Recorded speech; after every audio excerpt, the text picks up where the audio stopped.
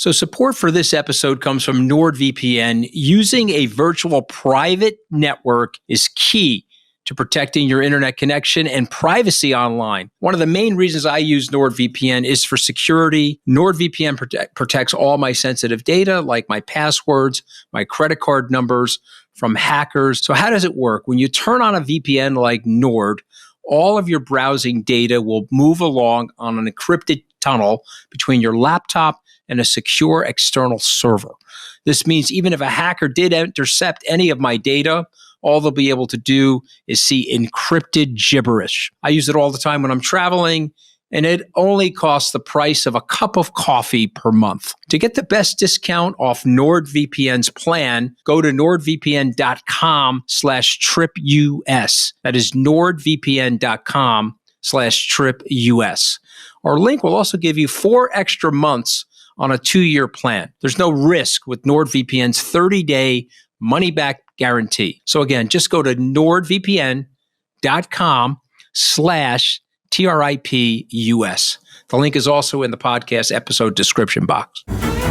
Hello, and welcome to The Rest is Politics US with me, Anthony Scaramucci, and a big thanks to Katty K for allowing me to bring us in today. That's because you're having the hardship posting. You are in the nice sunny Caribbean. I am in 6 inches of snow in Virginia. Okay, I'm going to bring us in. So today we're going to talk about Trump's plan for the Middle East, how he wants to relocate the entire Palestinian population of Gaza. And then in the second half, let's get into Trump's shock and awe strategy, the tariffs he's imposing on steel and aluminum, and what he's really hoping to achieve with U.S. trade policy and tariffs. But first, Katty, Elon Musk is bringing his child, his 4-year-old son, into the Oval Office. You live in Washington. How is that going down in Washington? Okay, so Tuesday was one of the weirdest days in the Oval Office that I've ever seen. First of all, you had, and we'll talk about this in a minute, you had King Abdullah looking like he's in a hostage video, looking like he would rather be anywhere else than sitting there next to Donald Trump. He could not have blinked harder if he had tried. That was the most excruciating Oval Office visit I think I've ever seen, and we can explain why in just a second, because he's looking at the prospect of his monarchy being overthrown potentially. And then a couple of hours later, you have Elon Musk bringing 4-year-old X, who's his accessory or something, into the Oval Office. I mean, you've worked in the Oval Office, Anthony. I've watched now, reported on 4 American presidents. I have never seen somebody hold a kind of serious meeting in the Oval Office with a press briefing who has the presumption to bring their child into the Oval to kind of loll on the Resolute desk. Donald Trump is looking at this kid like, Christ, is this what I have to put up with? Okay, well, he gave me $300 million for my campaign, so yes, I guess I do. But he looked like he was furious about it. What did you make of that? What's he doing in there? Well, first of all, it's a different Oval Office. Let's just talk about the difference between Trump 1 and Trump 2. Trump 1, he was like, okay, what do presidents do? And they gave him a list of things that presidents do. And one of the things they didn't do is have a press gaggle every single day in the Oval Office. So Trump didn't have a press gaggle in the Oval Office. He sent out Spicer and different people to talk to the press, and he was actually trying to figure out a way to do the job. Now he's decided that it's an instrument of his attention. And this is the number one thing I consistently say about Donald Trump. He's addicted to the attention. He likes the attention. And so he's going to have a press gaggle. Now, it's interesting. His communications team is using it as, well, look how accessible he is, right? He's standing there, or he's sitting there behind the Resolute desk. You're standing in front of him, and he's taking your questions. But it's really just a lot of blather. There's not really a lot going on. I mean, I watched, like it was a car crash, the signing of the executive order on paper straws. I mean, I had to watch it like 7 times because he's talking about paper straws. They blow up. If you put them in a hot drink, they're terrible. And you remember the whole thing with the shower and the water dripping and yeah. And I'm like looking at the guy going, okay, some of it is like really funny, and I get it. He's just probably the most famous stand-up comedian in the world, and he's actually quite funny when he's doing this stuff. But it's not serious, Katty K. And this is the problem. Well, it's about owning the libs, right? He's going to own the libs with the windmills that I guess are, I don't know. Right. I don't know, windmills have killed whales. They've killed trees. I mean, he says all kinds of crazy stuff. But the weirdest thing about it yesterday was King Abdullah, if you don't mind me just saying this, because he's a very smart guy. King Abdullah, I went to school here in the United States. He's done a very good job of running that country. And as you know, he's in a very delicate, very sensitive part of the world. He's tried to manage a huge Palestinian population alongside of the Jordanian people. He's tried to develop and bridge a good relationship that his father sort of handed him with the Israelis after lots of fighting. And so he is vexed now with a very big dilemma because he's got nationalism in Jordan the same way the UK has nationalism, the same way the US has nationalism. So how does King Abdullah square the circle of keeping the US aid without taking in, you tell me, Katty, is it 800,000 refugees that Trump wants him to take in? He mentioned casually that he would take in a few thousand people, but how's he going to do that, Katty? Briefly, here's what Donald Trump is proposing. He's proposing relocating the entire Palestinian population of Gaza, a couple of million people, to other countries, particularly, as you've suggested, Jordan and Egypt, and then redeveloping the territory to make it, as he said in the past, the Riviera of the Middle East, and getting Middle Eastern countries to contribute to that process. He has suggested, although he's rowed back from this a little bit, that he would be willing to use the billions of dollars that America sends in aid to Jordan and Egypt as a kind of pressure point to get the Jordanians and the Egyptians to agree to that. And then he would, as he said yesterday, cherish Gaza and own Gaza. And initially he said, it's been a little bit of back and forth on this. Initially he said the Palestinians would lead permanently. Then the White House rode that back and said, no, they'd be able to go back again after it was redeveloped. And then yesterday he reiterated that no, he was asked in a question, would they be able to come back again? He said no, they would leave permanently and they would be very happy to do so because where they're living now is a disaster zone and it would be much better off for them to live somewhere else. I mean, so that's what he's proposing. It's an incredibly audacious proposal for America to own and, as he says, cherish the Gaza Strip. And the question I think that foreign policy people that I've spoken to in the last couple of days have is he proposing this seriously, that he really is thinking of America taking over and redeveloping? Is he thinking like a real estate developer? And he sees this strip of land. And again, like you've always said, there's a kind of glimmer of truth to this. Even people that worked, senior foreign policy people in the Biden administration have said to me, look, you sit in Tel Aviv and it's this fantastic beachfront and you know that the Gaza Strip is a few miles down the road and could be equally a fantastic bit of Mediterranean real estate. So is he proposing this because he's serious, or is he proposing this as a way to force Arab countries and the Israelis to get over the line to some sort of political settlement? And I think we don't know the answer to that at the moment, but clearly what King Abdullah knows, who has a population that is already majority Palestinian, during the early days of the Gaza war, that caused him a lot of problems. There was unrest amongst those Palestinians. If he was suddenly to have a population that was even more Palestinian, not only would that threaten his regime, and I think the reason he looked so uncomfortable and was blinking away there yesterday is because he knows that if he were to sign on to what Donald Trump is suggesting and take 1 million more Palestinian refugees into his country, that's potentially the end of the Hashemite monarchy. And remember, these are people who have gone through hell the last couple of years. You think this is a quiescent population Donald Trump is talking about that would suddenly be fine? Okay, yeah, fine, we'll give up Gaza and we'll go and live and cause no problems at all, even though my mother, my father, my grandparents, my kids were just being killed, right? This is going to be a population that is furious at the other Arab countries that they feel didn't support them and furious at the Israelis. I mean, this is going to be potentially a very radicalized population. And so I've heard that the Israelis don't really want Jordan to suddenly be an even more majority Palestinian country because they worry about Jordan becoming destabilized. So, Donald Trump, is he using this to get other Arab countries and the Israelis to a political settlement of their own? Or is he really thinking this is a great idea?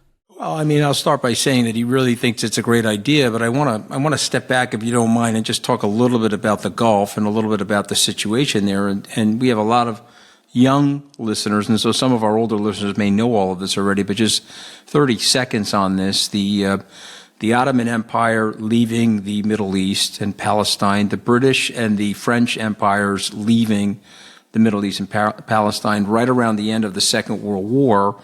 And of course, there's two very famous bureaucrats named Sykes and Picot that develop a treaty. And in this treaty, there's a lot of belief in the Arab world, at least, and there's some books been written about this, that the treaty incited a lot of border disagreements. They put tribes in different areas. They looked at historical ancestry of the different tribes in the area, and they crossed border lines. You know, there's been a border dispute with the Kuwaitis and the Iraqis, engendered that war. Iraq and Syria were imaginary countries that were made by this treaty. And if you go look at Google Maps, you can see they literally took a ruler, Katty, and they drew a line to show you where the differential was between the two countries. And so why is this important part of the conversation? Because the leadership there historically and the students in school are taught that the foreign invasions, the colonialism and so forth, left the area in disarray, and it was up to the good monarchs and the good leaders in these countries to try to form peace. Why is this important? Because now you have an imperial president. He's coming into the game now 100+ years after the Sykes-Picot Treaty, and he's saying, we're going to put this American strip of land, we're going to take it from you. So what is this, the Trump-Bibi Treaty? Yeah. So this has got to send bombs going off everywhere in terms of the history of the area and the ideology. Okay, now let me give you the other side. The other side is, I'm a monarch here. Typically, as a monarch, there's some fragility to my reign. I have to make sure I stay in power, and I've got to make sure the masses are fed. I mean, the Saudis did something brilliant in 2008. They flooded the zone of capital into the lower and middle income people during the crisis. They wanted to make sure everybody was as happy as could be in the country, preserve the monarchy. The monarchs know in the area that the strategic defense alliance with the United States keeps them safely defended from the Iranians. It also gives them some arms shipments. It equalizes the balance. And as you know, the State Department, since the end of World War II, if you're a friend of ours, we don't care if you're a democracy or not. We just want you to be on our side. And so if you're a monarch, we'll help you perpetuate your monarchy as long as you're on our side. Okay, so all of this stuff is now in the cauldron.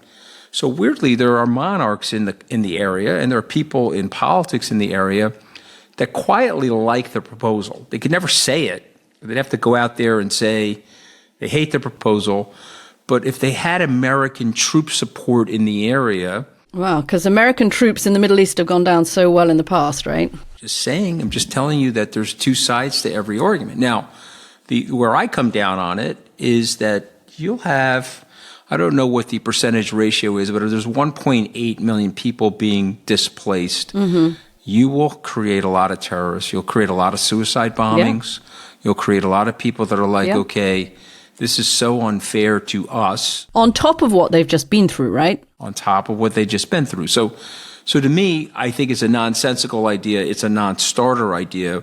But you're asking a question, does Donald Trump think it is a good idea, and does Donald Trump want to do that?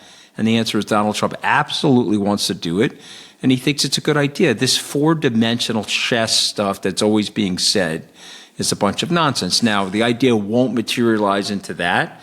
Something else will happen. Right. The Trump people will claim victory, and they'll say, well, Donald Trump really didn't want to do that.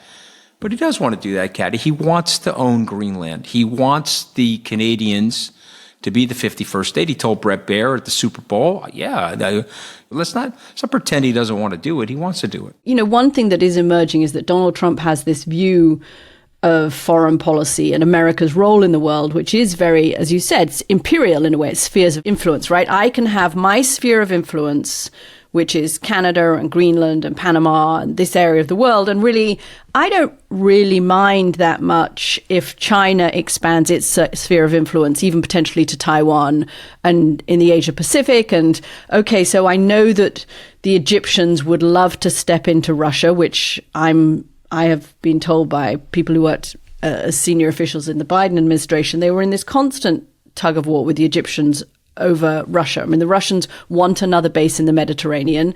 They're very prepared to step in if the Americans step back from aid. I mean, similarly with the Chinese. The Chinese want to have, there's been this struggle with the UAE over China's tech footprint in the UAE, and they're kind of constant negotiation. Who has the sphere of influence there?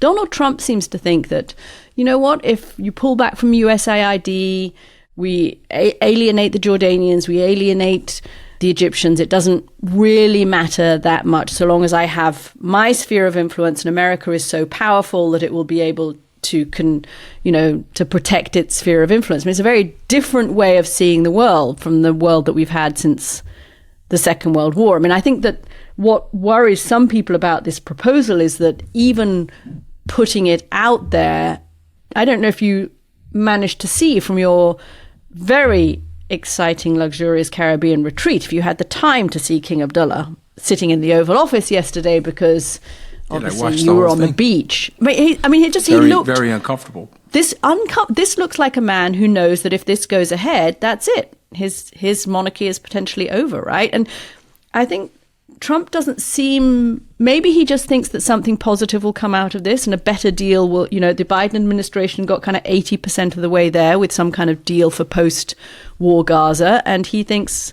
this is what's going to get them the rest of the way there. But the risks involved in this we're not living in a world where America is the only possibility anymore for these countries. And you're right, MBS, don't think MBS cares about the Palestinians. Mohammed bin Salman, the Crown Prince of Saudi Arabia, cares about the Palestinians, or probably even personally cares very much, I've been told, about a Palestinian state. You're quite right. But he has a young population that does care, and they are pretty exercised about it. So whether he cares personally or not, he has to keep pushing for that. Listen, he wants to stay in power. He's a very shrewd guy, and he needs the Americans to stay in power. But let me ask you this, okay?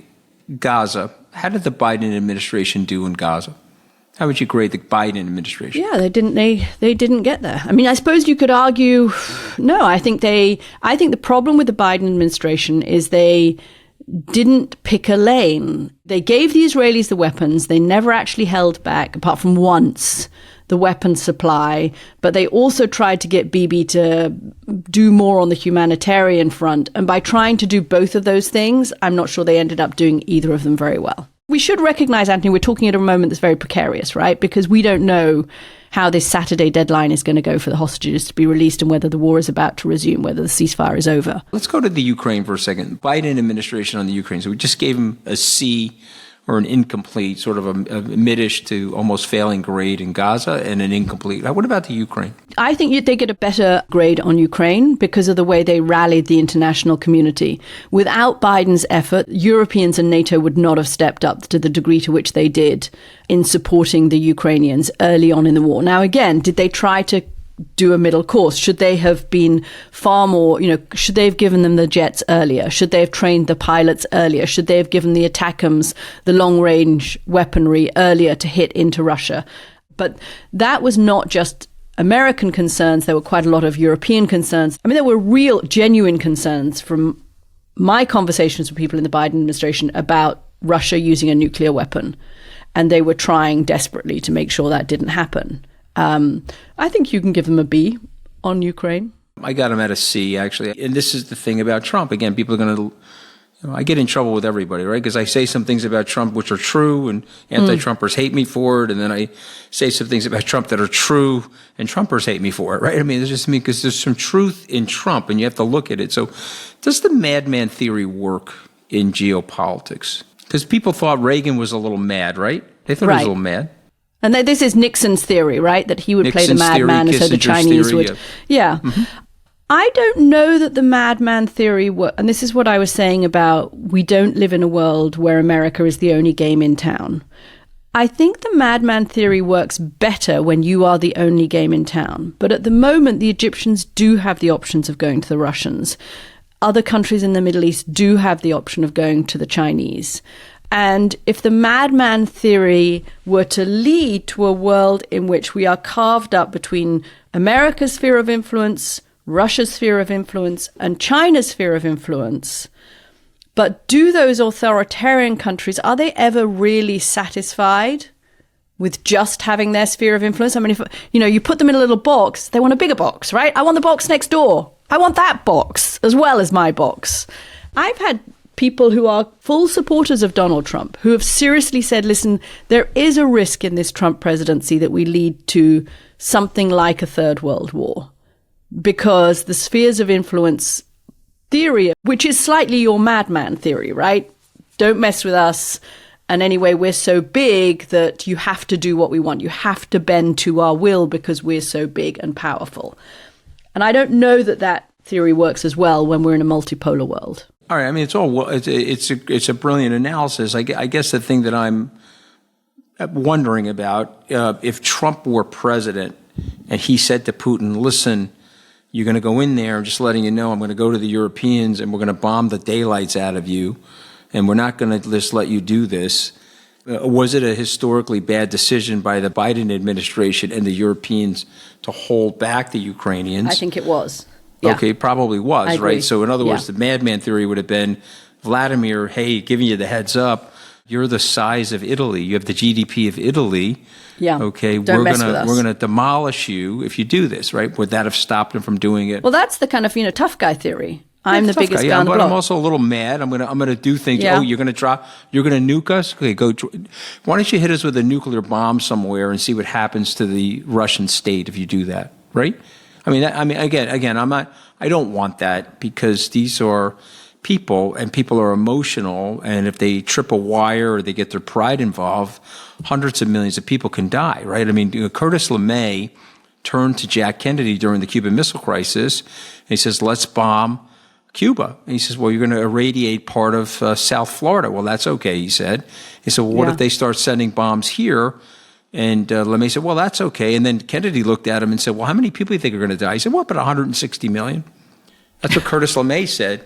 Kennedy got out of the cabinet room. He walked outside with his brother, and he says, okay, we can't rely on these people. This guy wants to blow up 160 million people. We can't do that. Yeah. Right. So I'm not calling for that. I'm just trying to explain to people. I want people to think about, there is some things that Trump is doing that you have to look at and say, okay, wait a minute. He's forcing rational people to bend a little bit at the decision making. So again, I can't speak for the leadership in the Middle East about what they really, really think. I know they put out communiques and said they've denounced the plan, and I know they've put out communiques saying that they're not going to move the Palestinians and so on and so forth.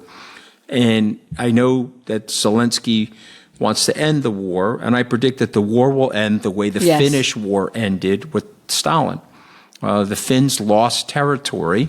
They ceded almost 20% of their territory to the Russians, and they got peace. And that's roughly what I think will happen here. But as it relates to Gaza, Trump pushing the way he's pushing, he's either going to be wildly ignored, or 12 noon on Saturday, Katty, those hostages are going to be released, one or the other. And it's a level of brinksmanship now that the Biden administration never engaged in. And again, where would Kamala Harris be today on those two topics? And I would say very different from where Donald Trump is. And then the question is, would she have been more effective and her team than Donald Trump's team?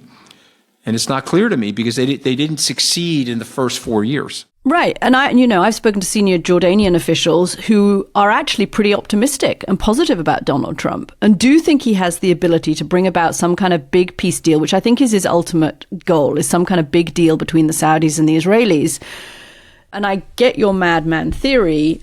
I don't know that it holds up when Russia has China as its backer, right? That does kind of distort the equation a little bit in the madman calculations. But the question is whether he whether he can get there without kind of destabilizing Egypt, destabilizing Jordan, and whether actually he is underestimating the leverage that America has when these people have very real national interests of their own. King Abdullah wants to stay King Abdullah. He does not want to be deposed King Abdullah living in Monaco. I mean, maybe he does. Maybe he likes Monaco. And I'm with you. He certainly doesn't want that because he loves his country, loves his dad. He wants to keep the monarchy going. Here are 4 things I wrote down before this podcast started. I want you to react to all of them. This is like your equivalent of a pop quiz for me. Can I just tell you, my blood pressure always rises a little bit at the beginning of these. I feel like I'm, under the spotlight. I value your insight. I want to hear what you're going to say about these 4 issues. Okay, so if I were Marco Rubio, and I said I had to achieve 4 things in the Middle East, okay, what would I really want? I would want Gaza without Hamas. True or false? True. Okay, so I want the elimination of Hamas, okay? Now, that's going to be very hard because 80% of the people that live in Gaza support Hamas, and they made Hamas their political engine, their political organization to control that area. So how do you get Hamas out of Gaza? Don't answer the question yet. I want to go to the next one, okay? Okay, it's like Jeopardy. Yeah, the second one is I want Israel and I want Saudi Arabia to sign the Abraham Accords, and I want there to be air flights between Jerusalem and Riyadh, right? What a master stroke that would be, right? Someone would probably get the Nobel Peace Prize for that, and I certainly want that. Okay, and that sends a big signal to the Iranians about how the Gulf, including Israel, is going to be very stabilized, and they're going to work with each other economically, right? So do I want that? I'm assuming the answer to that is yes, right? Yes, definitely. That was lovely. I love the idea of a Nobel Peace Prize. Okay, so the third thing that I want is I want massive economic development in the area. Okay, and this is something that Jared Kushner was pushing in 2018. He hosted an event in Bahrain in 2018, which I attended. Steve Schwarzman was there and others. And they were talking about a $50 billion infusion of capital into the West Bank and into Gaza. Okay, and there were no Palestinians that showed up at this event in Bahrain, and all the Palestinian leadership decried it. But Jared was trying to make the point, we'll pump the area with money, Western money, if you drop your arms. Okay, we'll give you T-shirts and iPhones and whatever the hell you need not to kill each other. Okay, but they said no, they didn't want that. Okay, so the point is the U.S. is ready in this administration to dump hundreds of billions of dollars into the region. And the question is that palatable to anybody? And then the last point, and I think this is the one that I think I'm hung up on the most, is that they want the Iranian regime to topple. They would like, and you have to be careful what you wish for in the Middle East because they wanted the Iraqi regime to topple. Look what they got there. But they want the Iranian regime to topple. Okay, so those 4 things, let's start. I know we got to go to a break, but let's start with Hamas. How do you get Hamas out of Gaza, Katty K? Well, Donald Trump's thinking seems to be it's less that you don't focus on taking the terrorists away from the population, you focus on taking the population away from the terrorists. And that's what the plan is, right? You get the Palestinian population out of the area and then you decimate who's left. But the logistics of doing that, I think, are almost impossible. That's not a solution. Okay. Number 2, obviously that's the big goal. It was the big goal for Trump 1. It was actually a goal for Biden, and it's a goal for Trump 2. I think not dealing with the Palestinians the first time around was a mistake in the Abraham Accords. And the realization now for MBS, whatever he feels personally, is that he has to stay committed to a 2-state solution. Yeah. He's got to be like, look, I'll sign this thing, but let's give them some sovereignty of representation in the UN. And let's put a multilateral peacekeeping force in the area. And let's see if we can get that done. Okay.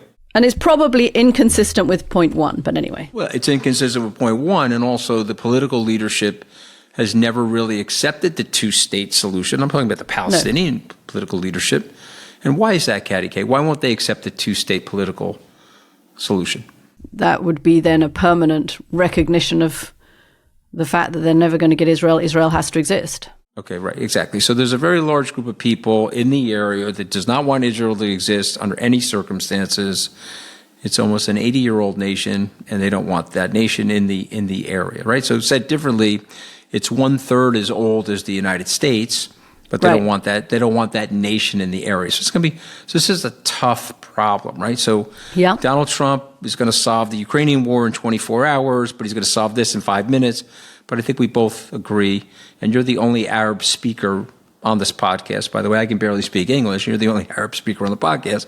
So we both know there's a problem. Okay, so let's go to the economic plan. That's a non-starter for the same reasons, right? There's a they don't want the state. They haven't got want a to political annihilate institution, yeah. Israel. So Yeah. Golda Meir is right, Katty K. We won't have peace. They hate us more than they love their children. And as long as that's the case, we won't have any peace. They want us off the face of the earth, and we're not going anywhere, so too bad. And then the last piece is the Iranians. Has the Iranian state been weakened? Definitely. And I think there is an opportunity here. Except that, I mean, the only fly in this scenario is that Iran is getting closer to Russia and China. And I think Donald Trump does have an opportunity, particularly, look at why did, as our friends Alistair and Rory know well, having just returned from Damascus, which I'm very jealous of because I have not been to Damascus since I was a teenager. And it is one of the most beautiful cities in the world. You Brits, you guys roam around your imperial history. I'd rather be in the Bahamas than Damascus. Okay, I'll just put that out there. Okay, so when I was a child, I drove along the railway that Lawrence of Arabia blew up through Saudi Arabia. Yes. And I have photographs of myself standing on the railway carriages that were still lying in the desert because the air was so dry. This was my crazy mother, took me up and down, That's why you guys are the British. I mean, God bless you there guys. You go. But my point in this topic is that a weaker Iran gets closer to China and Russia, but I do believe a weaker Iran weakens some of these terrorist organizations that are state-sponsored by Iran. I do believe that. So I do believe that these people are in a weaker position today than they were prior to October 7th. There are absolutely opportunities here, and Donald Trump has leverage that Joe Biden didn't have. And the question is, how does he use that leverage? And does he use it with a clear purpose in mind? And can he get all of the other nations in the area to agree to whatever big deal it is that he's going to come to? And we'll find out. At the moment, he's just making King Abdullah look very awkward I would watch that. For a lesson in how to look awkward in a meeting with Donald Trump, that is number one. So before we go, there was a zero option in Europe in the 1980s. We were putting missiles up, Pershing missiles in Western Europe.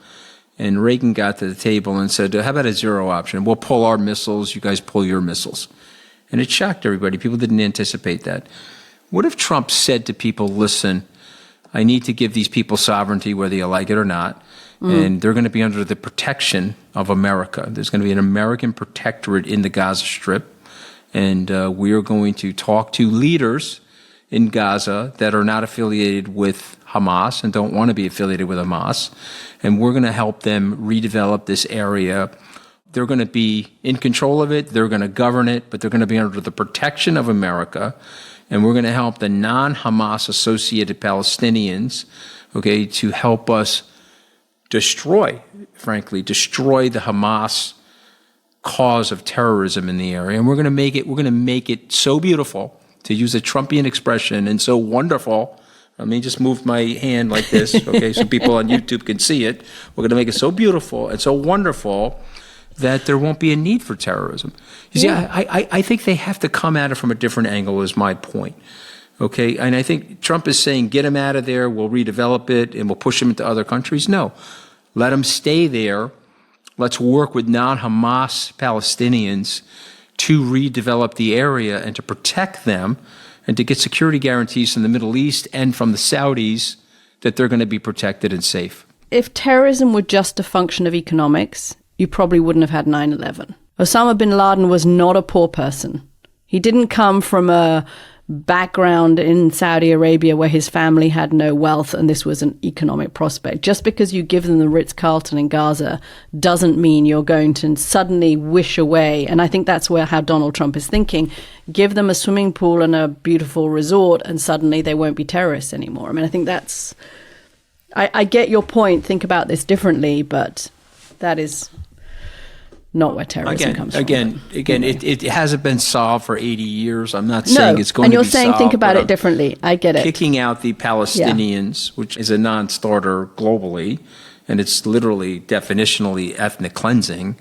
I don't think that's the right thing to do, and I think it's going to impede progress for people.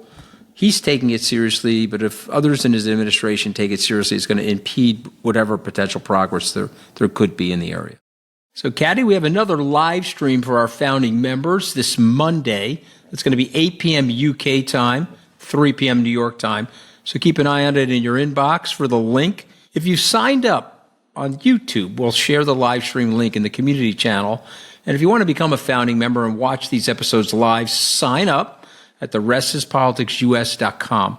For everyone else, the episode will be available on Tuesday morning, wherever you get your podcast. But we do appreciate you guys chiming in with us. And Katty and I love the questions, and we love the insight that we get from our founding members. So please think about becoming a founding member. I'm not as good of a salesperson, and I don't have Katty K's accent, but I think that was pretty good. How was that, Katty K? Was that okay? You are officially promoted to chairperson for this week only.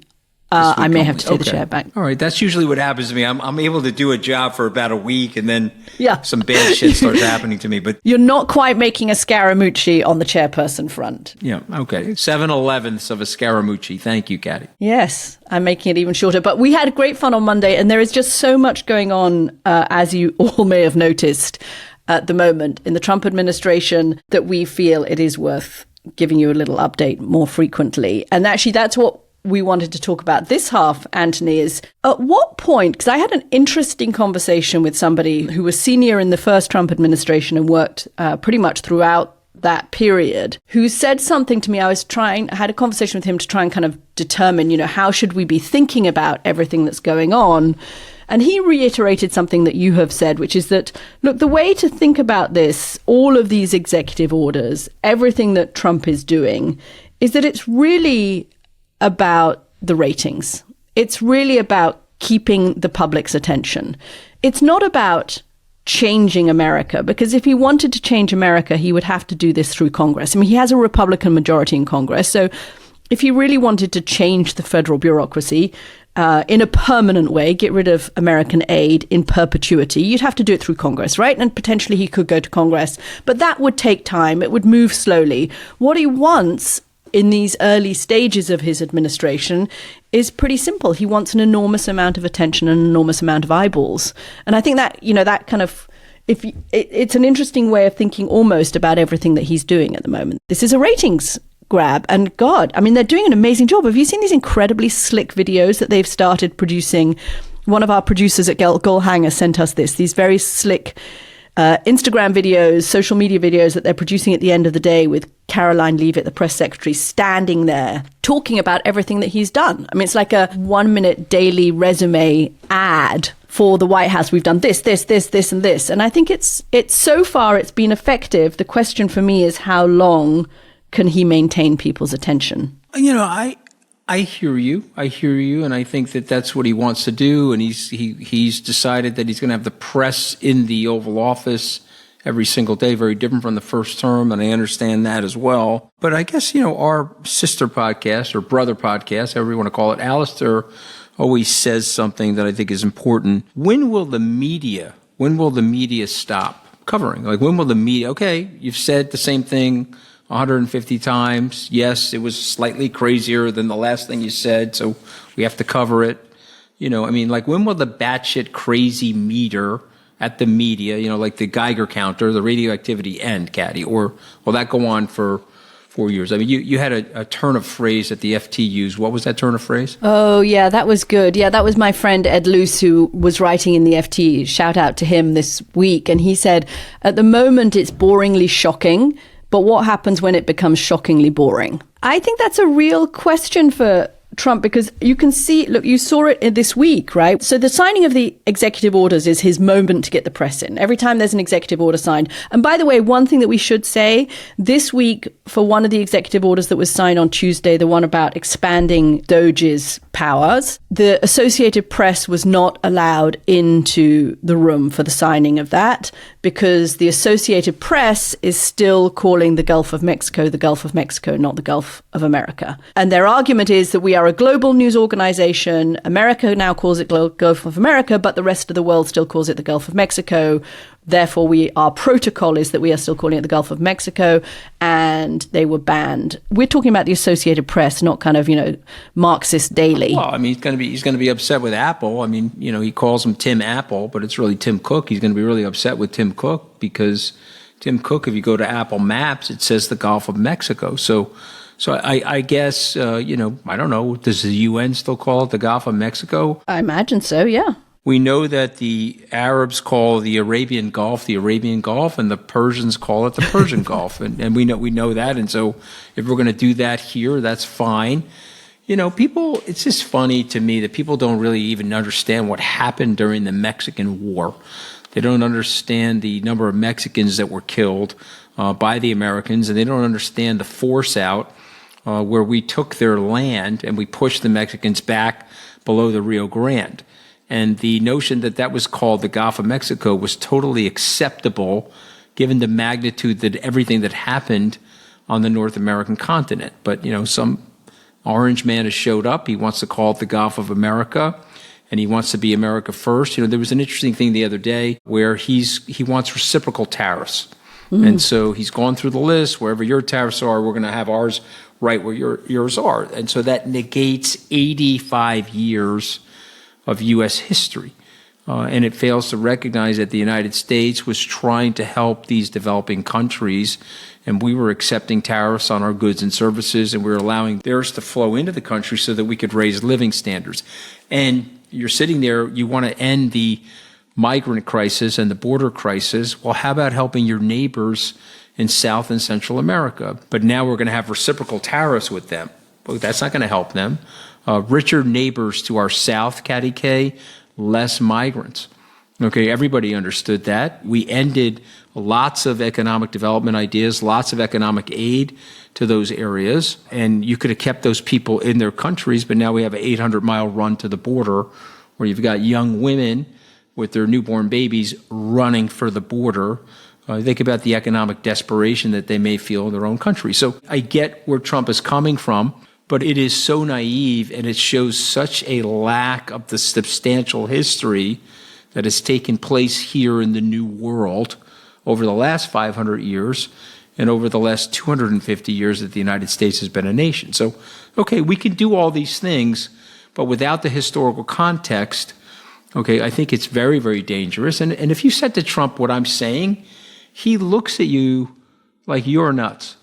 Right. And he gets a little pissed that you know something that he doesn't know, but he doesn't respond. He would say what you think he would say. Well, this is good for ratings. So bring in the cameras.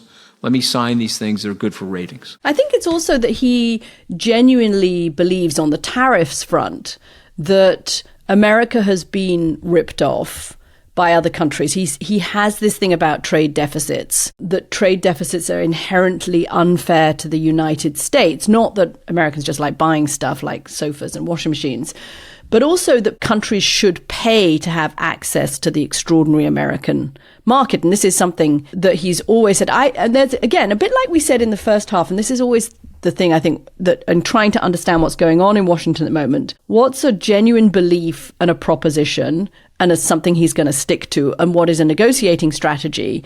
And the question around tariffs has been that. Is he using tariffs as leverage? Is that why he delayed the tariffs on Mexico and Canada?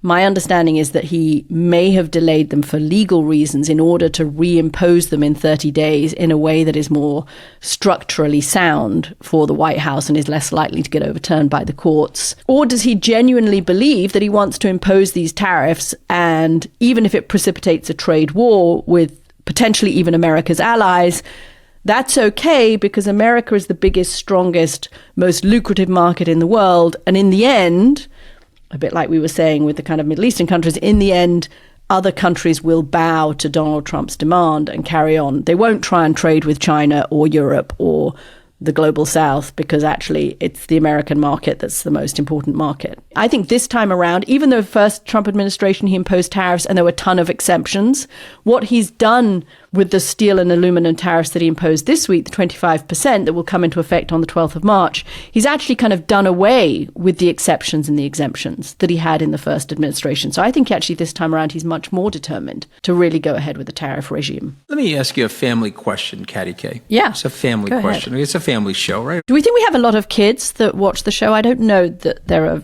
very many.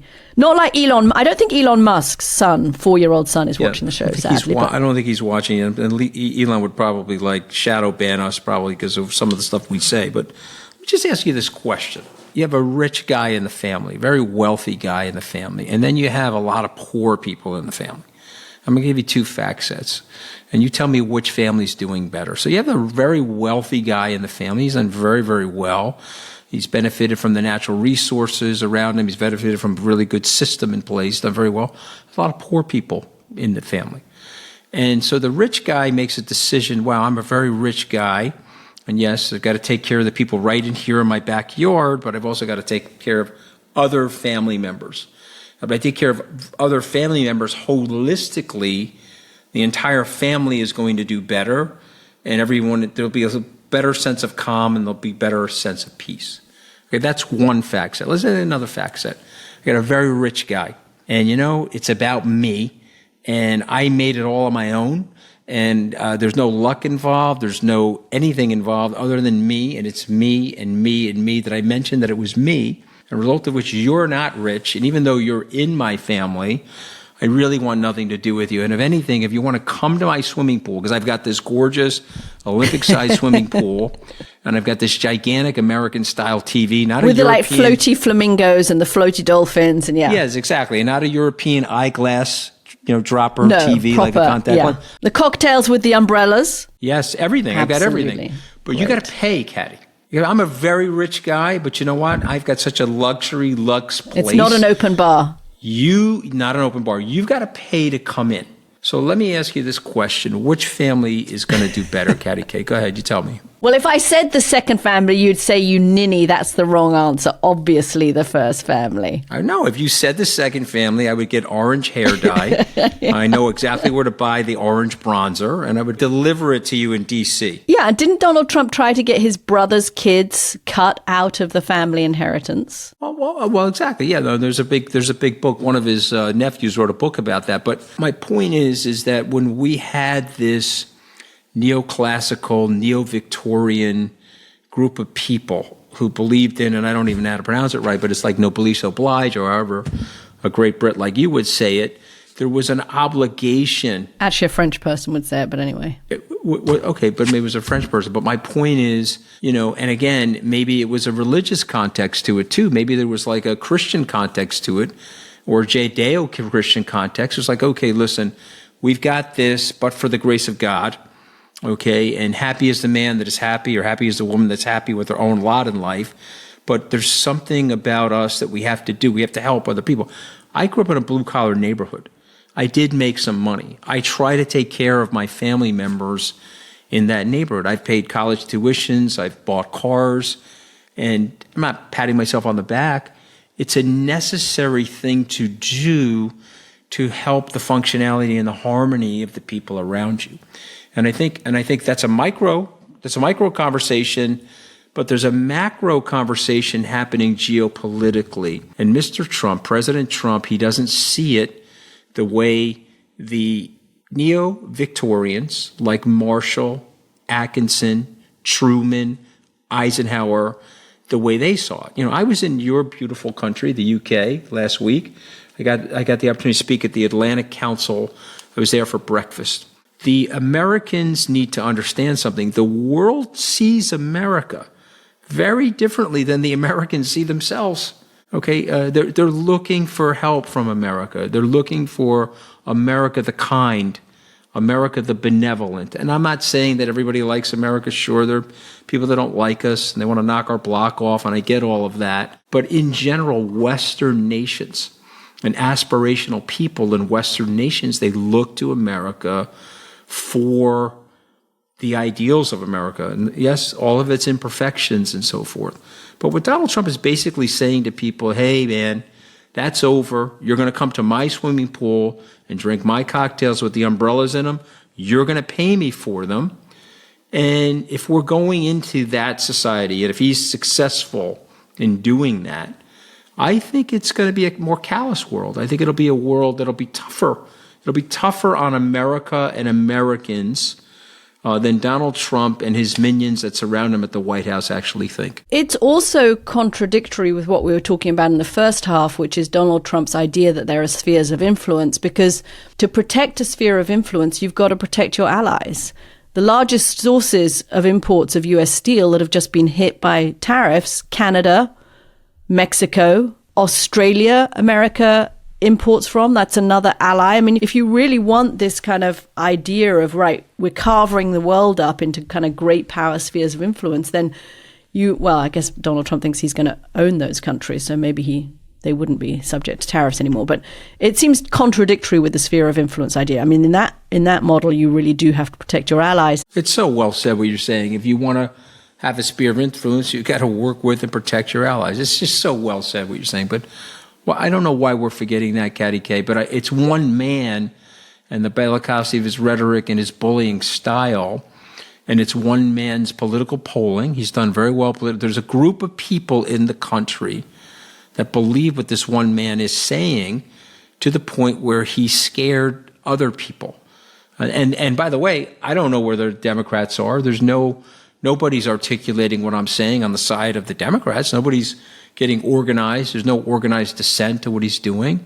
I mean, you got an old folks home in the Senate. Let's just be honest about it. And so they're not up for it. They're not ready for it. I think the only dissent is going to come from the courts, and we're starting to see that happen quite aggressively. The courts are pushing back on a lot of what Donald Trump is trying to do, and potentially from the financial markets. If he really does believe in tariffs and it's not just a leveraging negotiating tactic, then I think although the markets have been pretty resilient so far, you could see a real market response. And both of those, I think if you're looking for containment, it's not going to come from the Democrats. It's going to come from the courts and the markets. I know we have to go, but I have to just play this out with you before we leave. So the courts say, Mr. Trump, there's three, Marbury versus Madison, there's three separate but equal branches of government, and we're the branch that rules on whether or not you're breaking the Constitution, and you are. You are breaking the Constitution. And so we'd like you to stop breaking the Constitution. President Trump says, I'm not going to stop breaking the Constitution. And he goes to the Department of Justice, his minions there, and says, we're going to continue to do exactly what we're doing. Now the court has the right to hold President Trump in contempt of court. So what do? They bring U.S. Marshals to the White House and they say, sir, we have to arrest you. You're in contempt of court. So is that going to happen, Katty K? No. I don't think that's going to happen. I think the court will choose very carefully which of these cases to say no on, because they want to avoid precisely the scene of marshals going to knock on the door of the White House. Let's say they take birthright citizenship, for example, and that's the one they say, okay, we're ruling against you, Mr. President. You're wrong. You have to stop. I think on that one, probably Donald Trump would say, okay, fine. But I mean, is there one he would say no on? I'm just not going to accept the court's ruling. I don't know that the court doesn't have the power to enforce this short of U.S. Marshals. And I just don't see the Roberts Court wanting to send U.S. Marshals. Do you? I mean, knock on the door. Good morning. Hello. This is the U.S. Marshals Service. I mean, they did it in Mar-a-Lago, I suppose. Katty, Cicero once said, we are slaves to the law in order to be free. And Jefferson said, I will accept the document over my own personal judgment, because if I do that, we are going to create predictability in our laws. We're going to create a structure. We're going to create a foundation, which is going to lead to phenomenal credit for the country. Hamilton and Jefferson understood this, and we're going to be a platform for economic growth. And so when you go down this slope where you have one leader that wants to break the system because he thinks he's right and the system is wrong, you hurt the capital markets in that country. You hurt the legal system in that country. You get people scared about the arbitrary nature of what autocrats do in a country where they start to make up the laws and they make the laws fit them as opposed to relying on the system. This is why the blockchain works, Katty, because it's decentralized and you don't have to trust any one individual. That was a brilliant almost pitch for Bitcoin. Just slipped in at the end. Not pitching anything on this podcast. I'm just pointing out that decentralized systems like the American government, remarkably decentralized, they last a long time. It's the longest lasting government in current service right now because they are not beholden to one person. This person wants to break that system. We're going to leave it, but I'm going to just ask one question of you before we go, because I had a very interesting conversation this week in which somebody said to me that people around Mike Pence have suggested to him in the context of January the 6th that if he had not done his constitutional duty on January the 6th, but had done Donald Trump's bidding and had refused to certify the election results of 2020, what would have happened? Donald Trump might have refused to leave the White House. You could have had the U.S. Marshals turning up. The Supreme Court would have ruled against Donald Trump. And that paradoxically, in certifying the results of the 2020 election, Mike Pence kind of squashed down an explosion that was about to happen. And if that explosion had been left to happen and had unfolded to its fullest extent, then Donald Trump would never have been reelected because the courts would have moved in a way that would have prevented him from running again. Yeah, and the American military under General Milley would have helped the marshals, and the military would have said, we're behind the Constitution. Yeah. It's an interesting idea. I mean, obviously, Mike Pence did it because that was his constitutional duty. Mike Pence would have been disgraced. But he could have prevented Donald Trump from ever running again. And he was clearly not thinking of that on January the 6th, and nobody was. That's the irony of the whole thing, because McCarthy, McConnell, they all thought the actions of January 6th finished Donald Trump. You know, when McCarthy got back from Mar-a-Lago, he told his buddies, Kevin McCarthy did, that Trump's finished. I just went down there to, break bread and shake hands, but he's finished. He's back in the White House. And he's, you see, the thing about this is that maybe the system's going to hold, but he's going to press the system. And the question is, he doesn't have Mark Milley at the military anymore. He doesn't have certain people in place that would fight him. And we'll have to see if there's people, ethical, patriotic people that really actually understand the system that they lived under that created this great prosperity in this great nation, if they're willing to sustain it, or they're going to side with one man. We'll have to see, Katty K. We're going to leave it there. Thank you so much for listening. Our founding members, of course, will be back with a Q&A on Sunday morning. Do listen to that. And join us on Monday for our live stream on YouTube, 3 p.m. Eastern Time, 8 p.m. UK time. That will air again on Tuesday for everybody else. If you're not a founding member, you can catch that extra episode on Tuesday morning. And we will be back next week. Thanks so much for listening. Thank you guys for listening. We'll be back to you soon.